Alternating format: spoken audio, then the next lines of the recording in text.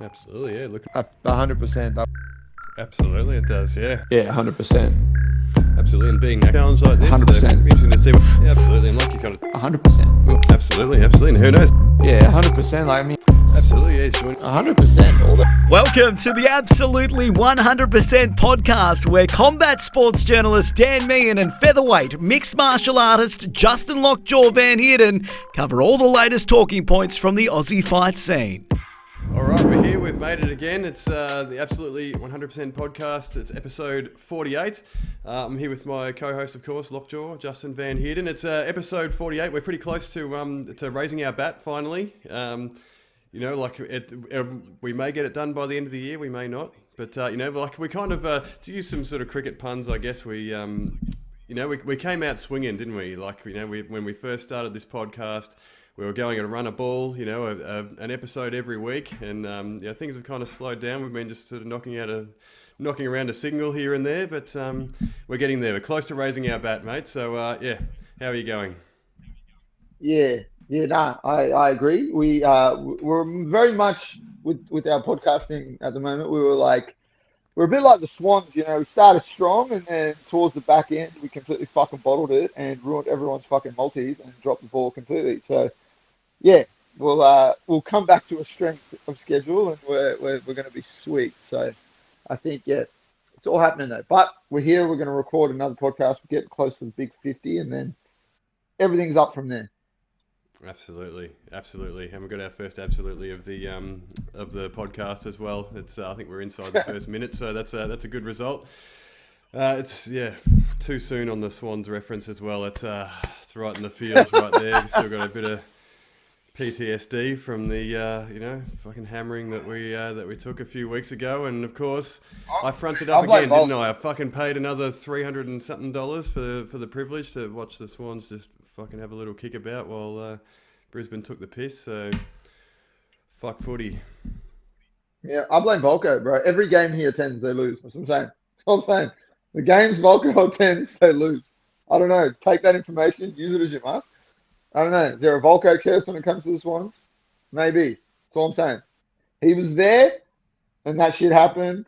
So if you're upset about it, guys, Alexander Volkanovski, find him on Insta, let him know. There you go. Yeah. Enter his DMs. Let him know what you think, Swans fans. But let's talk about fights. We're not here to talk about footy. You've got a fight coming up, Hex 33. That's obviously been announced since our last podcast, which was God knows how long ago. Taking on Raph Scott, moving up to lightweight. So I guess tell us a little bit about the move up to lightweight and sort of what's brought that about. Obviously. With featherweight, I was in such a tricky spot because I fought at Hex, had a couple fights there, fought George, didn't go my way, bounced back, fought Costa, ended that trilogy with him. But then it kind of put me in an awkward spot because Seb, obviously my teammate Sebastian, he fought Tim Tszyu, beat him, won the belt, so he's the eternal featherweight champion. And then at that time as well, my teammate Jarrett was scheduled to fight George for the Hex belt. So it's just kind of like you're already in a weird spot like that. And like we've sort of touched on before, even if it was offered, I don't think Mangos takes a rematch with me. So it kind of puts you in a fucking weird spot, at least. And that, to be honest, I wouldn't blame him either. It's probably the smart thing to do. You got the win, and you don't have to. You're in a position now where you probably don't have to try and take that big of a risk. That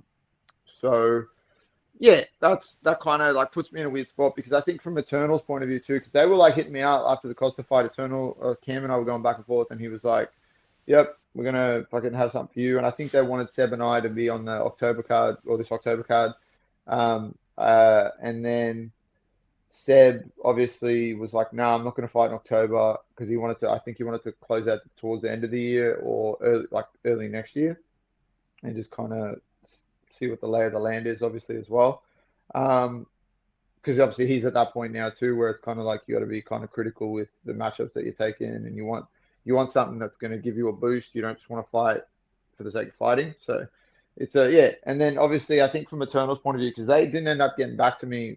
Well, they kind of like didn't end up coming back with any fight offers or anything like that, but not, which I don't want to say it was because or whatever, they just couldn't be, it just kind of was like, I couldn't be bothered, or they just like, they didn't want me on the show or anything like that. It's not, I think it's just because thinking about it, who do they give me? And then if they give me someone, what does that do? Because I beat that person and then I can't fight for the belt. So it's kind of awkward. It's just like a weird situation where do you want me knocking off contenders that could potentially fight Sebastian? Because then I can't fight for the belt, but and then it's just, it's like a weird kind of probably situation, I think. Because like, for example, Taser obviously had a good fight against Medina. Now, say you book me and Taser in like a fight. If Taser wins, he gets the fight. He's a number one contender fight set for the belt. But, he gets smoked, which he would. Then it's like, fuck, Justin can't fight Seb. So what the fuck are we doing? So I get that side of things. And I doubt, it wouldn't make much sense for them to fly in an international to fight me if it's not for a belt as well, in the same sense. So I kind of just sat there and thought about it, and I was talking to Joe about it, and I was like, initially, and I spoke to you about this, it was like a unintentional fucking pitch together, like an idea for maybe like a lightweight Grand Prix of sorts, because obviously with Cobb Hamill and Harry fighting for the Eternal belt, both of them are probably out for a bit. Obviously, Harry's probably, if he's smart, probably not going to fight till early next year. Kevin, same sort of thing. After a fight like that, which was a sick fight, but your body took a bit of damage, you probably are smart to kind of sit out for a bit.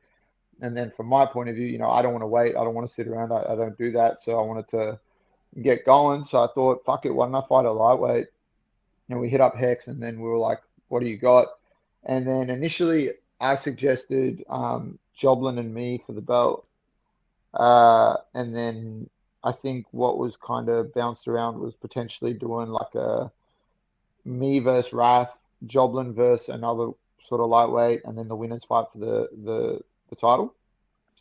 But then obviously, yeah, as we've seen in the last, I don't know if people probably noticed in the last couple of days, I've seen like it's kind of been said that it's my fight with Raph is for sure a number one contender fight. Who the winner fights for the belt?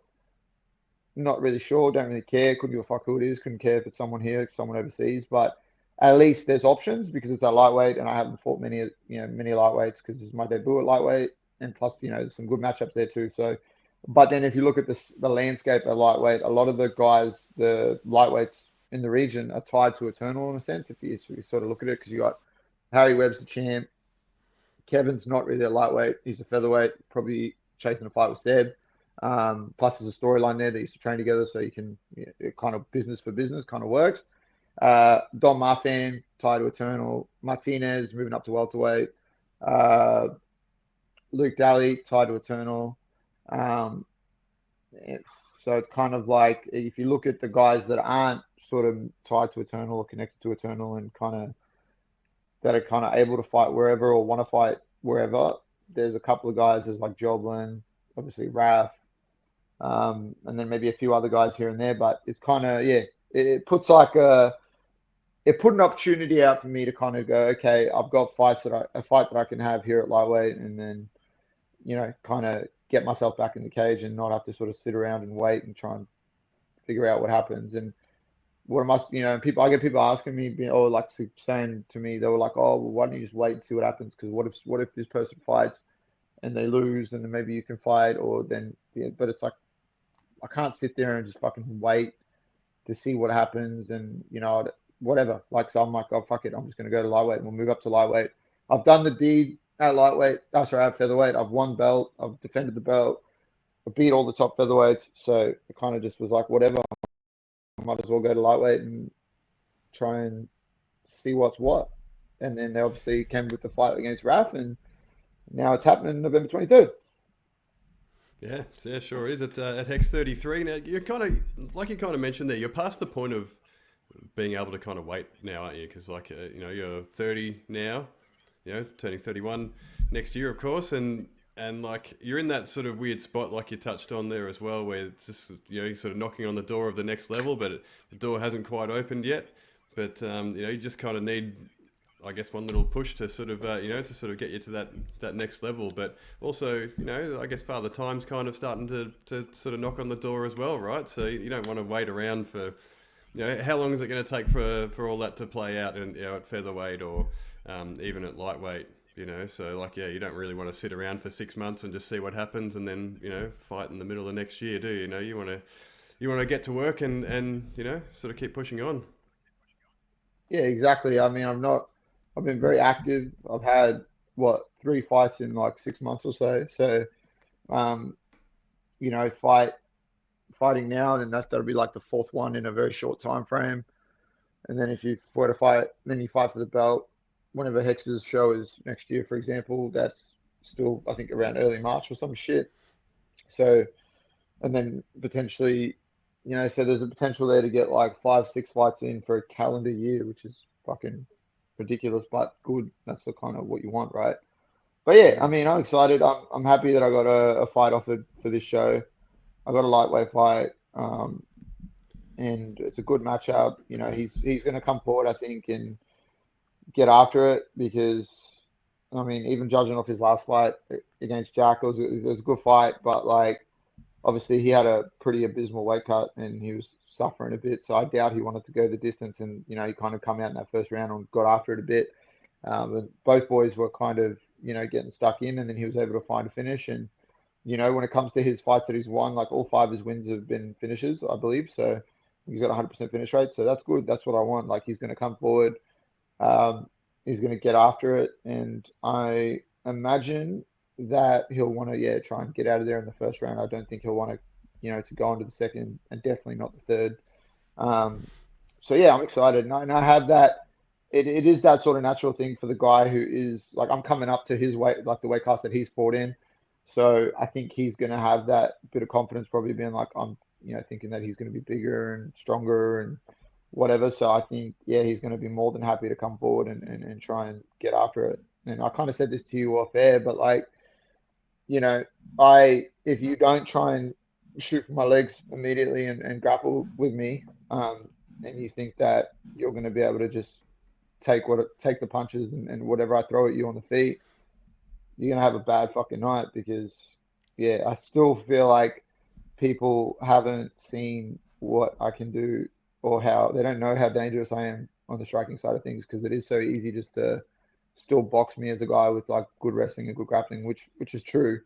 But I feel like I still haven't shown even close to what I can do on the feet. And I feel like this is the perfect fight for me to do that. So, I'm excited. I hope he brings it. It sounds like he will. And he can meet me in the middle on November 23rd. And one of us is going to walk out of there the winner. And the other one's going to be laying on the canvas wondering why the fuck they took the fight. yeah, for sure. And we'll get balls deep in that ahead of the fight. Surely we'll get a podcast done between now and then. But it's going to be interesting to see how it goes. A new weight class. Different opponent. So not a rematch this time. So that's it's definitely going to be fun. Yeah, exactly. I've had my fill of rematches, and looking at the landscape. I mean, at featherweight, the only rematch that is enticing would be Mangos because, it's just that one that you want to get back just from a competitive point of view. Like that dude, a lot of respect for him and his team. So it's just a competitive thing, you want to get that one back. And especially knowing that there was sort of, it just wasn't the Justin that we're used to seeing in there. And still, like, me at fucking 10% of what I usually am was winning the fight until I wasn't. So, a rematch at featherweight, that's probably the only one that makes sense. Obviously, there's probably the only other fight at featherweight region, like with people in this region, that's probably makes sense would probably be Diego because there's a trilogy there, and that'd be, who the fuck's had 2 trilogies on the regional scene. And that's another good one because we've got to win a piece over each other. That's probably the only other one that makes sense. But also, fucking, what's Diego doing? That cunt's posting on social media more than he's doing anything else. So, good luck to him and being a coach and journeyman and gatekeeper for the Australian featherweight division. But that's about it.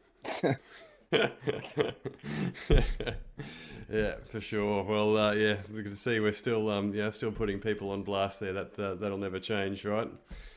So anyway, we've got it's Eternal 89 this weekend over in Perth. So it's probably not the most stacked card we've seen in a little while. Just looking at it just off the top of my head here. But at the top of the card, we've got Alden Bates versus Stephen Costello from Ireland. So yeah, what do you make of the main event? It's for the interim welterweight title as well, by the way. So yeah, what do you make of that one? Yeah, I love how that happened, eh? I think in a world where they were like, nah, we don't do interim titles here. But then now suddenly they're doing an interim title, which is silly. But we know why they're doing that because, there's this rivalry that's not a rivalry, and no, we don't care. They're doing their thing, we're doing our thing, but really, there's definitely a rivalry there. But it's fucking weird. Yeah, it's a weird fight, man. What is there? No one else that deserved to fight Elder Bates? And we had to fly some dude in from Ireland, who I've never heard of, I've never seen fight, but apparently he's got some skills. So cool. But also, Alden Bates is a fucking monster. He is so big and he hits so fucking hard. Ask John O'Micallef, he'll fucking tell you. But yeah, so I think this is going to be, it's not going to go the distance. I feel like Old Mate's going to try and trade with Alden, and if he doesn't, try and take him down repeatedly, which we've seen, even that's a hard task in itself. I feel like Alden's going to clobber this cunt's face off. And like, even just watching what this dude's been saying in the lead up, it's like, he's got that Irish arrogance, which we've all come to love for some fighters, but it's the non-believable kind. Like it's the copy and paste kind that we see some of these cunts do. Like it's the Alan Philpott type shit, where you just waiting for that. Fucking, it's just not, it's just not believable. Like I'm listening to what this dude's saying in the lead up, and it's like, bro, you don't even believe what you're saying. You're just saying stuff for the sake of saying it. But yeah, I don't know. It looks like a good fight. Like that's one fight I am keen to see because I some people in my ear that were telling me that Old Mate's actually pretty handy and he's got some good skills. So it'd be a banger fight. So that's actually a good fight that's on the card. And then obviously I'm fucking hyped to see Moses Deng back in the cage. So yeah, that's another fight I'm keen for. But other than that, man, yeah, pretty fucking average card, can't lie. I don't know. It's hard for me. It's been a while since it's been a hot minute that I've looked at an Eternal card and gone, yeah, I don't really give a fuck, to be fair. And that's rough. But also, that's a good thing. I'm not knocking Eternal and Cam and Ben. That's a good thing. That's a good problem. That's a good thing because that means you've obviously done a good job at stacking these cards and giving us these fucking insane events with stacked cards and crazy fights. You're allowed to have a lackluster card here and there like this one is. Yeah, or maybe we've just been spoiled. Yeah, maybe you're spot on there. But also, sometimes these cards end up being the best ones, right? Like the ones that you just don't sort of suspect. You might look at the card, it might not have the star power, but often some of these sort of up and coming guys, I don't know if I'd call Alden Bates an up and coming guy, but the rest of them are. They'll sort of throw down. So sometimes they're the best ones. But actually, speaking of that, on Alden Bates, it's always an interesting sort of talking point with him, right? Like he's clearly a great fighter. He's strong, he's powerful, he's tough. He's a scary dude. But he's in his late 30s now. I always wonder with guys like him, like, is he sort of fighting for an opportunity at the highest level still, or is he just doing it because he loves it? Is it a little bit of money on the side? Like, what do you think motivates someone like him who's, I think he's around 37 or somewhere around there, isn't he? Yeah, he's 37, and like I did see him post about like after he beat Jono, calling for like a shot at the next level and stuff like that. So I don't know.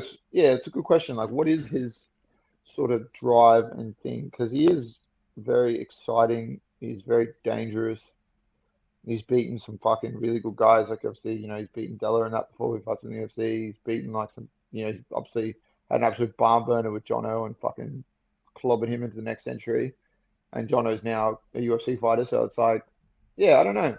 But I think 37, unless you were like a light heavyweight, middleweight, heavyweight, I don't know. Like, what does that leave you? Are they gonna, if he goes out there and like fucking clobbers this dude and sleeps in, is that gonna be the one thing that they look at and go, fuck man, nah, like we can't? Or how does that work? Like, does it depend on the weight class? Because I can tell you now, if you're a 37-year-old flyweight, bantamweight, featherweight, or lightweight, you ain't getting a shot. That's just how it is. Yeah, so that's a good question. Exactly. It's like, it's a big sort of, I guess, black mark against their name, isn't it? When these big promotions come knocking, like, yeah, Alden Bates could be good enough. It looks like there's a good chance He can definitely. Yeah, he can definitely get in there with some welterweights in the UFC and fucking beat the fuck out of them. I have no doubt. But it's just going to be, it's just the politics side of it. Like, how do they? Yeah, who knows?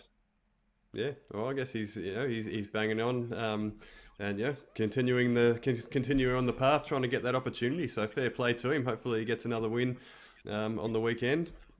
In the co-main event, Raymart Quintana versus Daiichi Kamiya. There's obviously flown him in from Japan. So yeah, what do you make of Raymart and his chances in this fight? Yeah, so they obviously had different opponents, and then both their opponents got injured. I think the Japanese guys went to fight Jack Becker, but then Becker got injured, and then I believe Raymart was initially was scheduled to fight a dude who was Cage Warriors champion, and then they both got injured. So obviously they've thrown this fight together, so it's good. Both those guys get to stay on the card.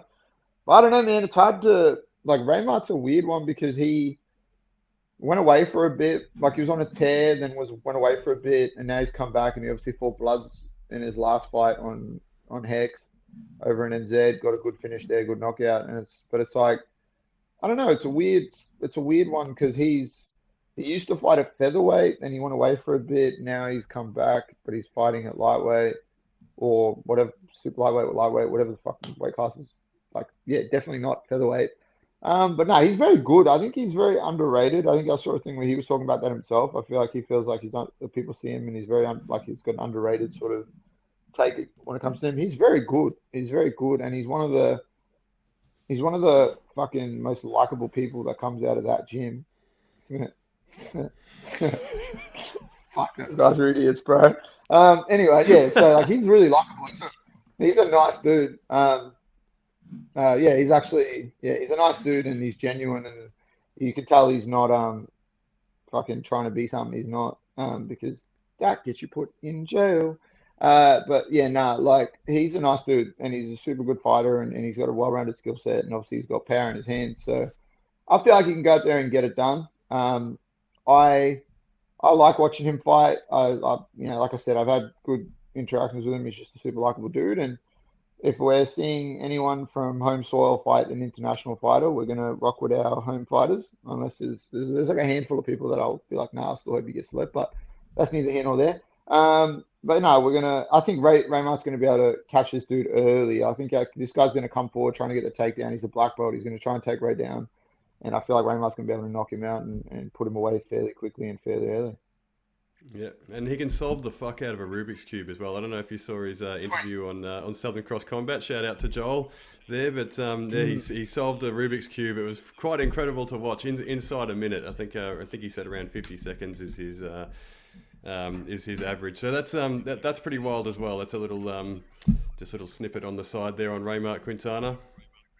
Yeah, no, it's fucking. See, that's the shit. Like, see, this dude's out here doing Rubik's Cubes and fucking just being a all-round sick cunt. So why not? Why not want to see someone like that do well? Definitely. And you singled out Moses Deng when we were sort of just talking about this card off the top there. He's fighting Kane Rickus in a bantamweight bout this time. Obviously, he's a highly touted prospect. So yeah, what do you make of this matchup and Moses Deng?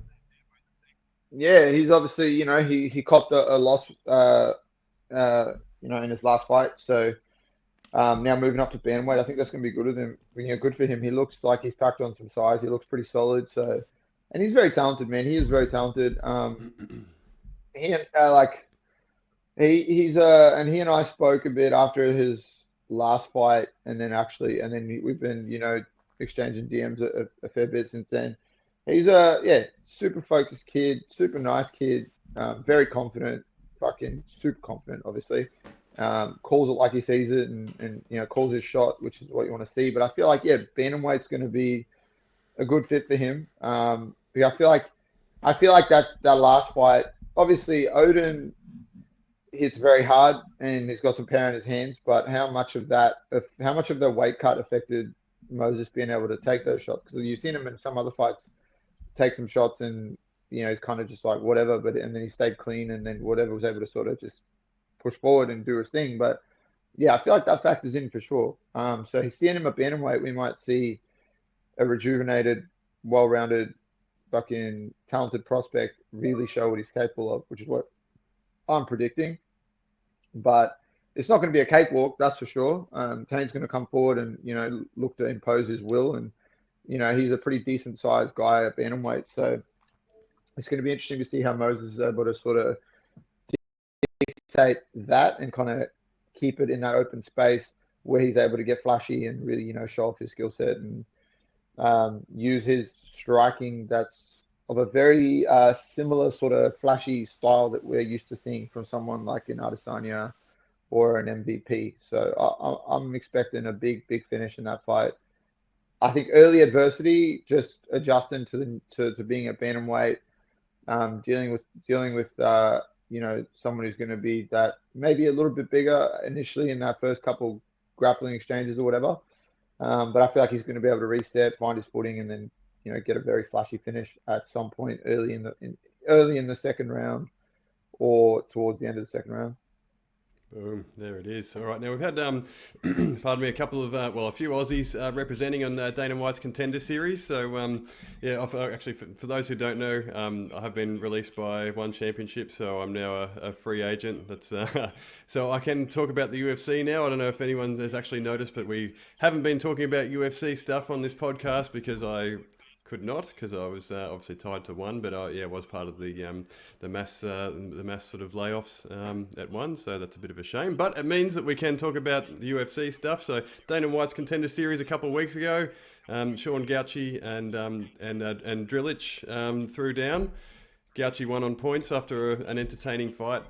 Didn't get the contract, but what did you make of that fight? And actually, where does that leave both guys, right? Because there's really not a whole lot for either guy to come back to in the flyweight division, sort of regionally, right? Because obviously Drilic is coming off a loss, but Gauci is also coming off a win, but didn't get signed, so he's going to have to obviously sort of keep sort of pushing forward as well. So where does it leave? What did you think of the fight, and where does it leave the two guys?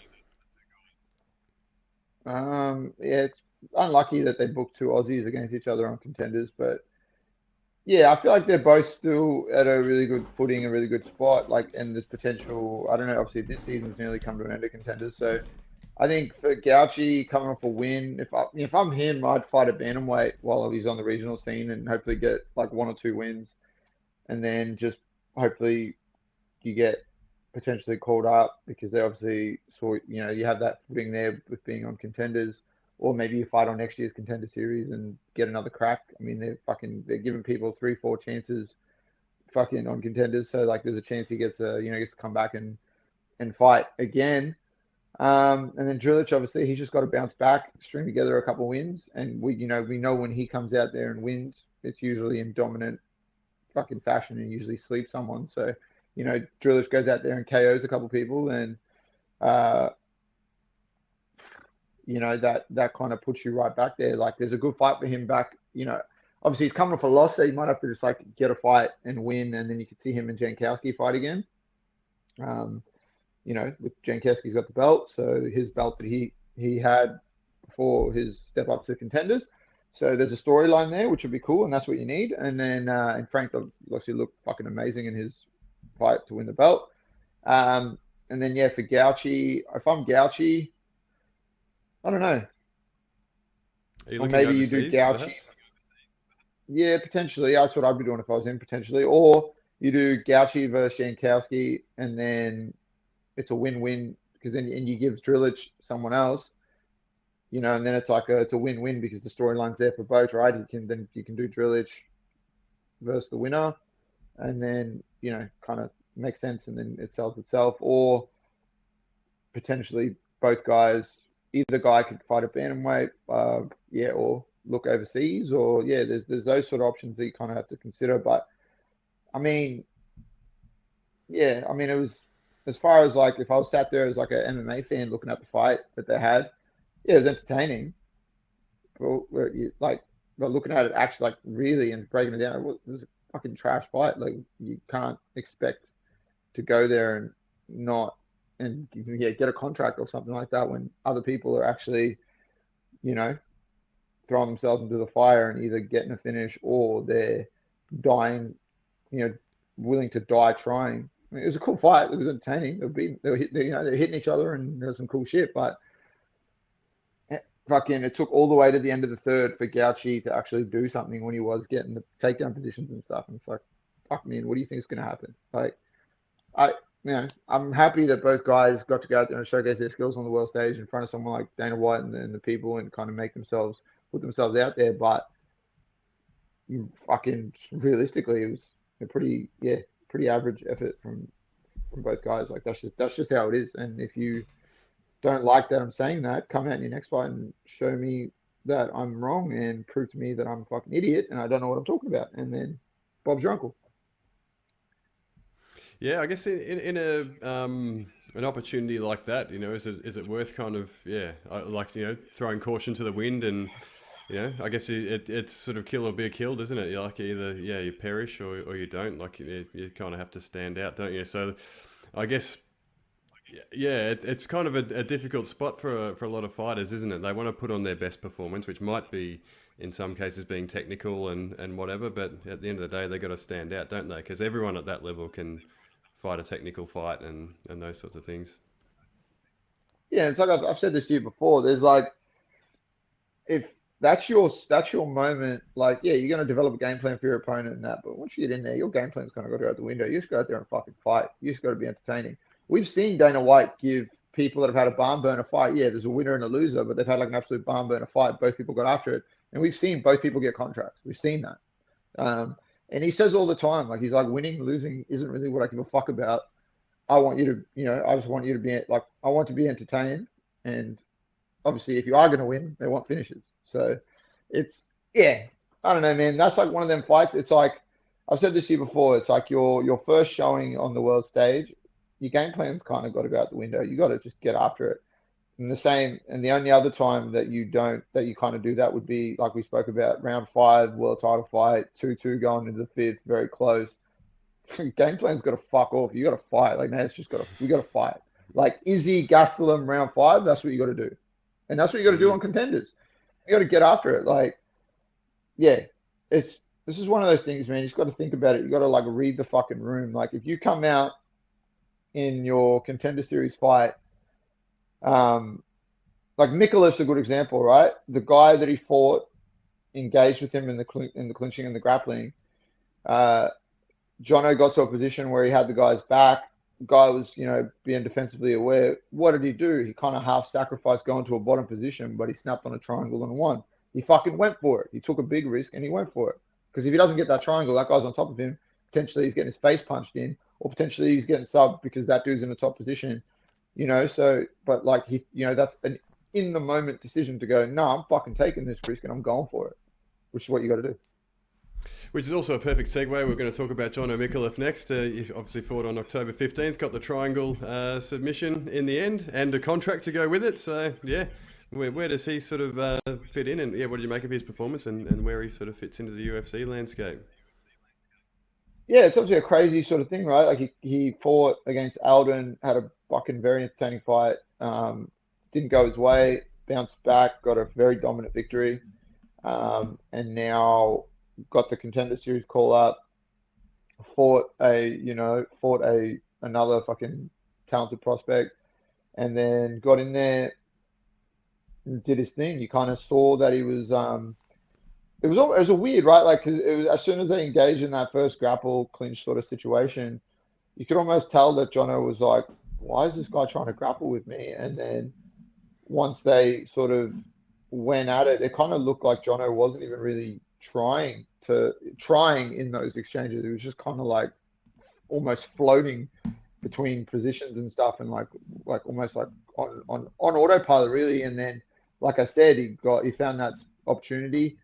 Made a mistake and left his arm behind and tried to kind of, muscle his way out of position. And then Jono was like, all right, cool, thank you. I'll take this triangle, and didn't rush it, slowly just applied the pressure, pulled the head down, made those little adjustments, and then was able to put him away. So it's flawless performance. It was super clean. So, and got a contract and got some hype too from performance like that, and got some props from Dana White as well. So yeah, I'm excited to see him kind of fight. It's obviously a tough division that he's going into, with some fucking heavy hitters that can stuff some takedowns.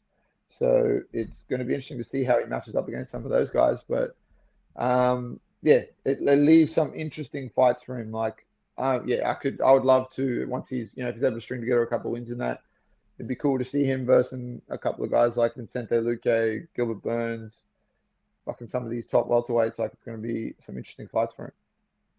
Definitely, yeah. Another Aussie representing on the big stage, which is exciting. We've got a whole new wave of talent up there. Speaking of which, not really the new wave, but Robert Whittaker is fighting this weekend at UFC 308 in Abu Dhabi. He's got Khamzat Chimaev.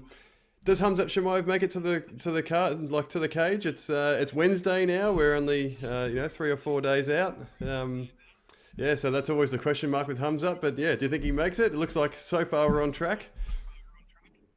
Yeah, I believe he's fighting when they're in the cage and Bruce Buffer's doing the intro. Like, I'm not getting my hopes up. I don't believe that fight's going ahead until they're actually in there. It's one of those ones because that dude's just, he's another one. He's like a bit like Paulo Costa as well. It's just like, fuck, are you actually going to be there? Are you going to make weight? Are you going to turn up?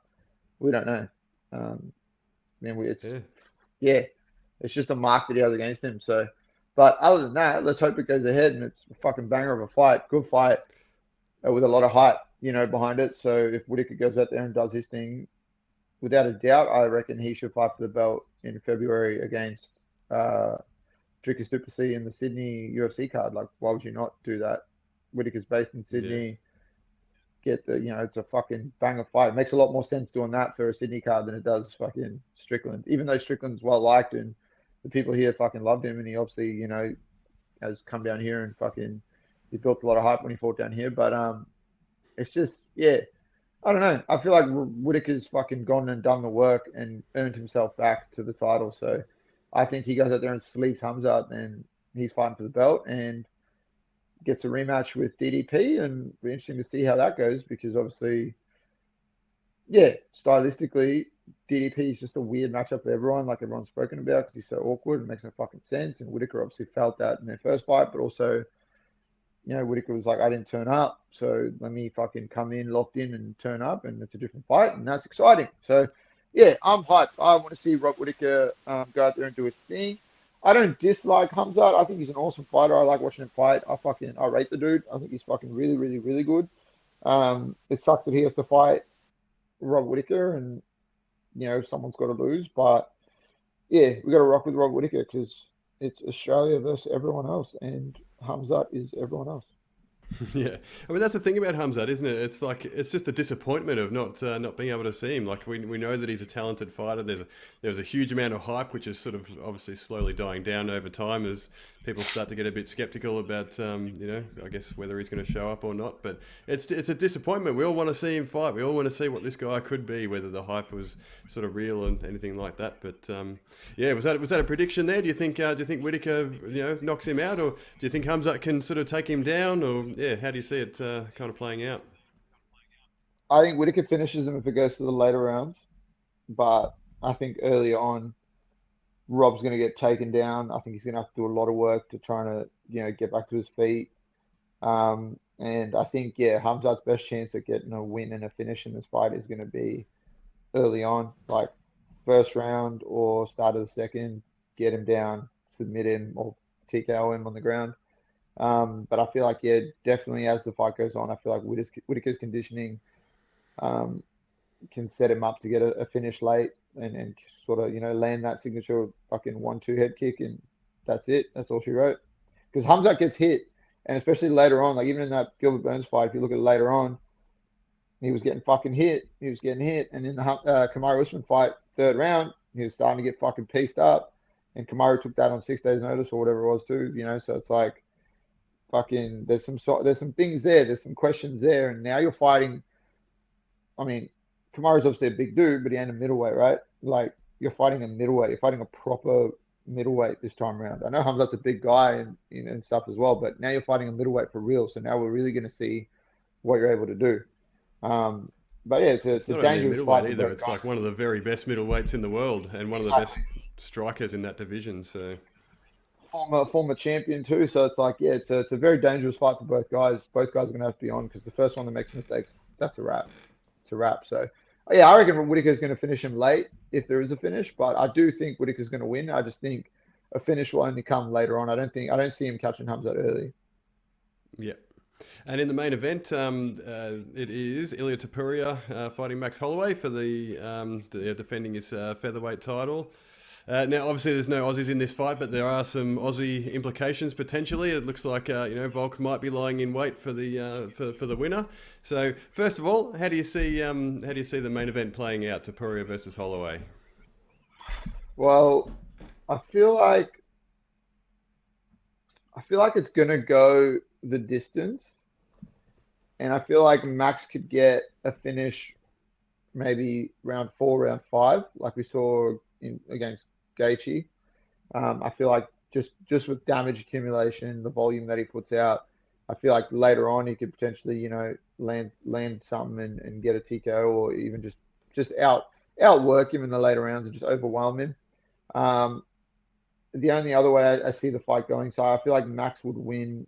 The most likely win is for Max to win on points in my books, and that's paying on fucking like $5.60 for him to win on points. So if you want free money, guys, go put a bet. I'm not telling you how to gamble, but do it responsibly. But if you're gonna do it, $5.60 for Max to win on points is a pretty fucking safe bet. So I don't know what the fucking betting people are doing. That's fucking stupid. And he's also a big underdog just to win. I think he's like a $3 underdog nearly to win. So, the only other way that fight goes, man, is Ilia catches him early in round 1 or round 2. Just lands one of those 4-piece boxing fucking combinations: body, head, and then that's all she wrote. Maybe he's a dude that finally cracks Max's chin, but I don't know, because Max has been hit by some fucking big punches and he's fucking just continued and stayed on his feet. And the only person that's dropped him has been Gaethje, but they didn't even rule that as a knockdown. So technically, he hasn't even been knocked down yet. Technically, but yeah, he's been in there with like absolute killers. He's super experienced. He's still only young. He's like 32. Dude's been fighting for fucking ages. But nah, I just don't see it, man. Because Poirier beat the fuck out of him at lightweight, and he just walked through everything and just stayed there. Like he was just like whatever. So it's very hard for me to see someone like Topuria knocking him out when he's faced all these other big punches. But maybe, I don't know, maybe Topuria's got that extra bit of pop.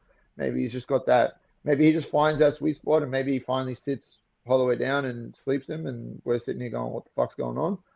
But people probably said the same thing about Volk, right, when going into the Topuria fight, and yeah, Topuria managed to put Volk away. So yeah, we just don't know. I think maybe he does have that extra pop. That's what I mean. His only way to win is if he, he's the definition against like people like Volk, Holloway, Islam. He's got a puncher's chance. He is the definition of. He's very talented. He's very well rounded. He's very skillful. He's fucking super dangerous. But he's got a puncher's chance. He just needs to land. If he can land, he can fucking put those. He can put anyone away. Obviously, we've seen that. So. But yeah, he's got a puncher's chance. Like, outside of that, I feel like, yeah, you're not taking Holloway down because he's very hard to take down. You're not keeping him down. You're definitely not submitting him. And then fucking, what does that leave? Like, you're not going to be able to box with him successfully for an extended period of time. Like, are you really going to be able to keep up with his pace and cardio and volume for 25 minutes? I don't think so. So I feel like Topuria is going to come out there aggressive. He's going to look to push him to the fence and try and put him out of there in the first 2 rounds. And then I feel like if it goes to the 3rd round, we're going to see Max Holloway start taking over the fight. And it's going to be the Blessed Express coming home with the featherweight belt. Yeah, and then is Volk confirmed as being next in line, or is that just he is? Yeah, okay. Yeah, he's sort of been making his presence felt over there as well. Yeah, he's over there. So he said it, but he said he's fighting for a belt regardless. And whether these guys want to make a turnaround to fight in Sydney in February or not, I think he said, the only way he fights someone else like Diego Lopez would be for like an interim title. or something like that. Because if Max wins and he wants to defend his BMF belt, or he wants to fight for the lightweight title, or I don't, who knows, he's going to have options. Then it makes sense to do like a Diego Lopez Volko interim title, like Volk let Yair and Emmett do when he was fighting Islam, but that's something to figure out. But if Topuria, and Volk said this, I saw him do an interview and he said this, and he even said it on his breakdown. He's like, if Topuria wins, he's definitely not fighting in fucking Sydney. There's no fucking shot. So, I think it'll be a case of having to wait then or whatever. But no, I'm fucking, it's a weird one because like, I like Holloway. I've always liked Holloway, and I've had a good, I've fucking had a good sort of thing with Holloway, even before I came to freestyle, but even while I was at freestyle. So it's like, yeah, he's a fucking likable dude. He's a dope fighter. He's a family man. He's a nice guy. He's just an all round fucking person that you want to see do well. But at the same time, I kind of want Topuria to win just so Volk can get it back. Just get that one back on Topuria. I want to fucking see him get it back. And imagine that you go out there, he fights Topuria, beats the fuck out of him, gets his belt back, and then whatever, we'll see what happens after that. But at the same time, I don't want to see Max lose for that to have to happen. But then at the same time, it's like, fuck, Max wins, you get a fourth fight with Volk. What the fuck? Because Volk's won all three of the other fights, so it's like, that'd be so weird. But then that's maybe exactly you what I was do about that. to get to, actually. Do you think the UFC would be tempted to do something else if Max wins? Yeah, probably. They probably want to, yeah. I don't know. I can't see them booking a fourth fight unless they say the fourth fight's at lightweight and it's you do like the BMF belt, or you do it at lightweight as like a thing. Yeah, I don't know. It's weird. It's a weird one because how do you fucking the fans? It makes sense. Like the fans will want to see it because especially with Holloway's form that he's been in, they'll want to be like, yeah, fuck it, let's run that, let's see that one, let's do it. But it's a hard one probably for the UFC to probably put together and decide to do because it's like a fourth fight when the guy's lost all three of the other fights. It's like, fuck, what are we doing? Yeah, how many chances do you get? But if he's champion, then I mean, it's going to make sense for him to do it because then he's defending his belt and he's the champ. So, but if it was like say Topuria wins, Volk beats Topuria, gets his belt back, Max fights in someone else, like another up and coming contender, beats them, like a Diego Lopez, for example, and then Volk's champ and Holloway's coming off a win over a highly touted contender, they don't book that fight. Like if Volk's champ, they don't book that fight. But the other way around, they book that fight because, yeah, I think that's the only way it happens. Yeah, exactly. It's a bit of a weird spot, but anyway, it's going to be an interesting fight. Also, this past weekend, we wanted to cover off Tim Tszyu, of course. Sort of moving over to boxing now, but Tim Tszyu fought for the IBF world title against Bakhram Murtazaliev and was Wait, you nailed that. defeated. Yeah, I've been practicing. Can you tell? But third round TKO.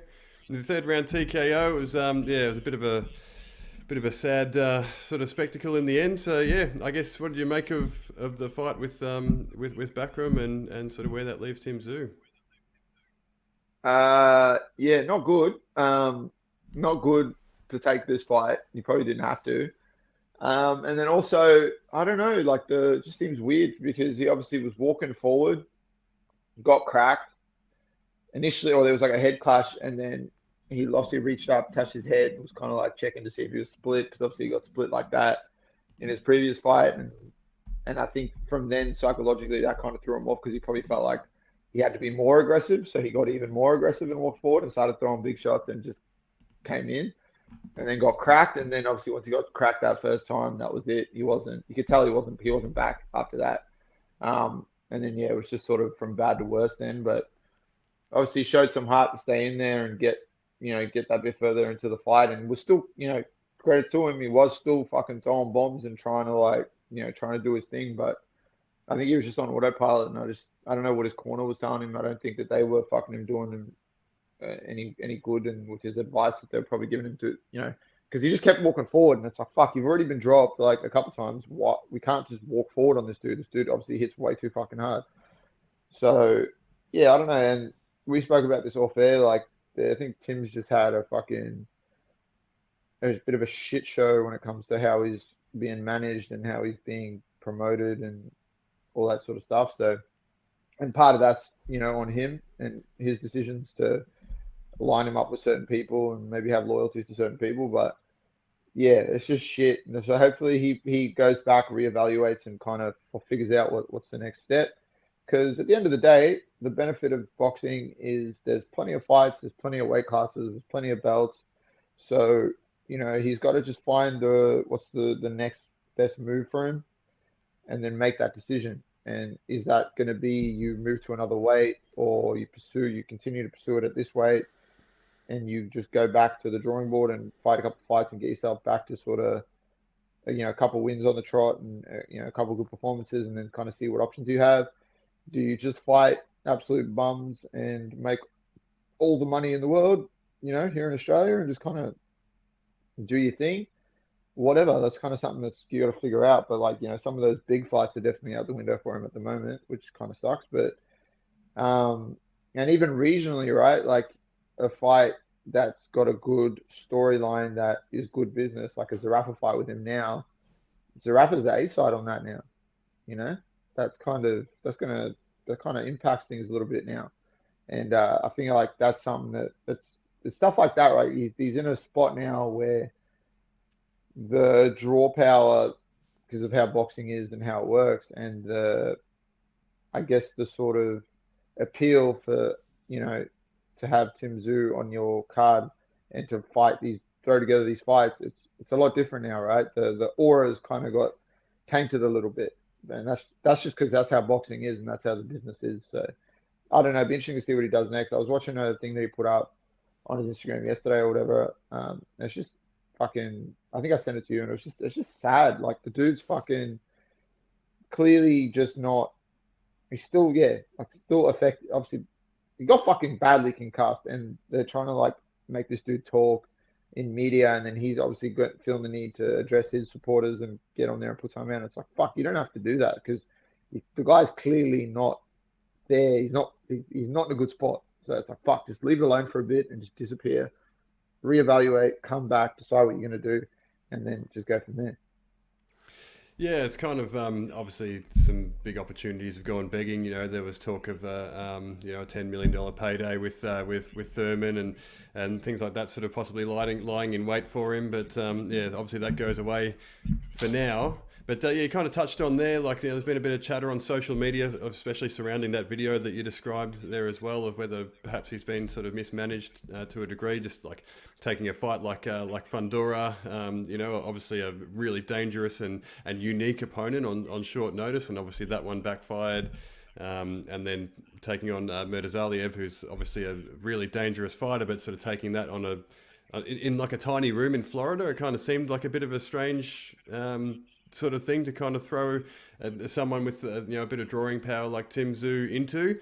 And like you kind of touched on there, obviously he's going to have some sort of say in what happens, and he's a warrior and he's probably wanting to take on these fights, and he's backing himself to win and move on to those big paydays. But perhaps do you think maybe there's been some bad advice along the way?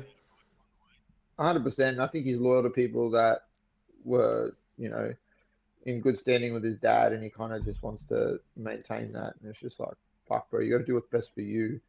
I mean, at the end of the day, everyone around, in boxing, this is more true than in most sports. Everyone around you is there because they're just along for what makes money, and they're just along for that. As soon as that stops, they disappear. They're just honestly, boxing is. I'd like to think that there are boxers and people out there that have good people around them and good relationships around them. You kind of see that with T-Bud and a couple of these other dudes. It looks like they genuinely have good people around them and good relationships, and everyone's got everyone's best interest at heart. But for the most part, that's not how boxing is, and that's not how people involved in boxing are. They're just fucking leeches, and they're there when the money's there and when everything's great, and then as soon as it's not, that's all she wrote. So the same way you kind of see some fighters lose and then throw their team out, they get rid of everyone, a la Deontay Wilder. He's obviously, and then kind of they put the blame on everyone else, and then you see that. The same thing happens the other way, right? Like someone,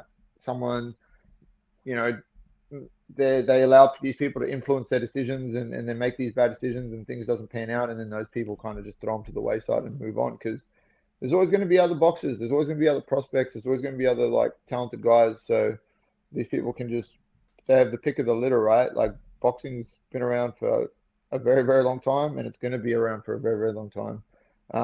And unfortunately, boxing still has that mentality of like, you fucking lose and that's it. And then you lose again and then that's it. And then you lose again. And then it's like, now fuck yeah.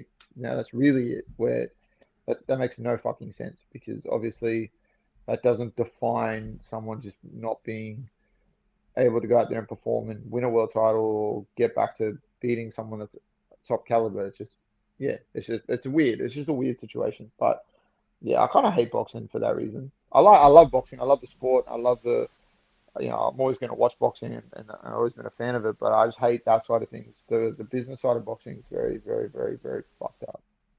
It is. It sure is. And Tszyu kind of stands on that cliff's edge now, doesn't he? He's 24-2. He's lost his last two. Like you said, once you get get to like 3 next to your name, once you lose that 0, that's really damaging in boxing, right? Once you lose that undefeated record, but once you get a 3 in the losses column, that can be really damaging. But do you think? Okay, I'm going to ask a question here. Is Tim Tszyu good enough? Because like he has that sort of walk. Like we've seen, obviously he's an incredibly talented fighter. He's gotten to a really high level. He's won a world title, which they don't exactly give those away. But he's been kind of exposed a couple of times with that sort of walk forward style. He has that sort of just seek and destroy style. We saw him get dropped in the first round against Terrell Gausha. He's obviously lost against Fundora, and then he's come up against a ferocious puncher like Murtazaliev. And obviously again he throws himself into the fire and he gets dropped 4 times. When there's the big paydays are there with like Thurman and Charlo and all these guys that he's kind of been linked with, over time. Some of the best pure boxers in the world. Is Tim Tszyu good enough to match it with those sorts of guys? What do you think? Not like that, he's not. And this is a case of you've got to change up everything. You've got to change up some people on your team, change up your coaching, change how you fight. Because there's very few people that can get away with that style and not get exposed. It's a very rare way for that to work in boxing, especially nowadays. Like the game's changed too much. The days of being able to walk people down like that and have success and maintain success and not fear the dangers of what's presented to you, it doesn't exist anymore. I think the sport's changed way too much. But yeah, right now, if you look at it how it is and you look at some of those guys, if you come at some of those guys with that sort of style, fuck, you're going to get lit up and you're going to get lit up badly. So it's like, yeah, it's obviously, I think he has to, right now, no. But can he? For sure. He's, like you said, he's super talented. He's won a world title. He's obviously very, very good. He's a very talented boxer. And he obviously responds to stuff well. So I think you just change stuff up, sort of reset a bit, and he could do, he could definitely do that. But it's just, there's some things that need to change for sure. You can't just walk forward like that, throwing caution to the wind. It only works to a certain point, and then eventually it goes out the window. And how much do you think he can actually improve and sort of add to that tool bag? Because he turns 30 in less than 2 weeks now, so he's going to be on the wrong side of 30. We know he's moving to the US. I think he's moving to Vegas to sort of get some different looks and do his training over there. But sort of how much do you think he can improve past 30 and then push on towards guys like Charlo and Thurman and those sorts of guys? Having made his career up to this point as that sort of walk forward fighter, that it's an entertaining fighter. He's definitely got skills, but how much do you think he can sort of bridge that gap in terms of, I guess, like the boxing sort of pedigree with those top guys? As much as he really wants to, and that's going to be on him, right? As much as he wants to, because he's obviously smart enough, coachable enough, and talented enough that he could definitely do that. And we've seen boxers do that. Like we've seen them get a different look, get a different coach, get a different sparring around him, and then make these changes. Like look at Deontay. He's had those times where he's kind of like switched everything up, and he's kind of, he come out, especially in some of the fights with Fury. Like he had Fury in danger in those fights and changed his style a little bit, and there's a few times there where he wasn't just a guy with a big power and I'm just going to throw bombs. You've seen him come out and like change his style, change his skill set, add things to his tool belt, and have success. And then, granted, some of them fights didn't go his way, but he's fighting the fucking absolute best of the best in the world. So I feel like Tim Tszyu can definitely do that, but it's going to come back to you, and it's going to be how much you want to improve, how much you're actually looking at stuff in the gym, looking at your fights and going, okay, I need to improve, I need to get better, I need to do more work. Because if you just go out there and win and everyone's like, you're the fucking man, and you just go, I am the fucking man, let's get the next fight going, well, then obviously that's just going to be it. And obviously that's kind of what's happened up until this point, right? He's a walk forward, throw himself into the fire type style. It's worked really well for him up to his last 2 fights. And yeah, everyone is in his ear being like, you're the fucking man, you're going to fight this guy, you're going to fight that guy, you need to pay millions of dollars. And then now it's, 2 fights later and it's like, fuck, what's going, like, what are we doing? So I feel like, you kind of, the guys that continue to thrive on improving and actually, make that their sort of whole thing, the ceiling just keeps raising and they just keep getting better and they just can just do that and it doesn't matter. But you've got to do that. Like you can change your coaches, you can change your team, you can change all this shit, but it's still got to be, you got to do the work and you got to come in there and have that mentality of like, I want to get better and I want to change things up because otherwise it's just not going to be a thing.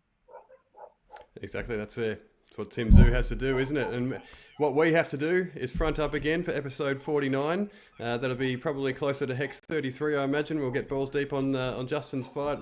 We'll possibly break down some of the UFC 38, post-fight stuff, depending on when it falls down. But until then, Lockjaw, what do you want to take us off with? All I will say is, fucking stay strapped in.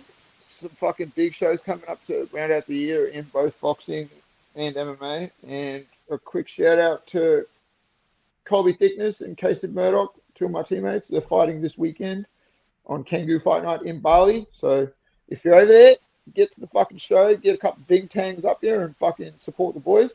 If not, watch the stream and watch these dudes just do their thing. 2 of the most dangerous bantamweights we have from our region. And doing some big things. So shout out to the boys fighting overseas.